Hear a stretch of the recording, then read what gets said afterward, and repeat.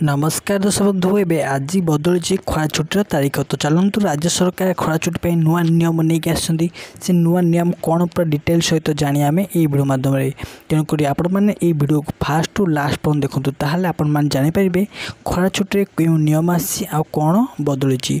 तो चलते आउ डेन कोई वीडियो को स्टार्ट करने पूर्व मुझे कही रखी जदि आपण मैंने आम चैनल को नुआ आसछन्ती निश्चिंत भाव में ये चैनल को लाइक करूँ, शेयर करूँ, सब्सक्राइब करूँ, पाखर बेल आइकन को ऑलवेज सेट कर रखु। तो आपण मन तो निश्चिंत भाव में जानते कि एवं ओडिशा रे तापमात्रा दिनकू दिन बढ़िबार लगी। तो यह आखि आगे रखी एवं राज्य सरकार यही नियम आनी कि जो पिला माने छात्र छात्री मैंने घरे अच्छा से खरा छुट्टी दि जाइए से ऑनलाइन चाहिए ऑनलाइन क्लास करें। जमती कि आपण मैंने जानते कि कोविड टाइम जमती ऑनलाइन क्लास होता तो सहीपरि भाव में यही खरा छुट्टी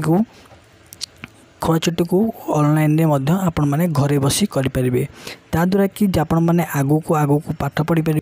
तो यह द्वारा राज्य सरकार कहते कि खरा छुट्टी केते पर्यंत बातिल जाए डिक्लेयर होना। तो चलतु आज वीडियो ये देखा अन्य वीडियो। जय जगन्नाथ।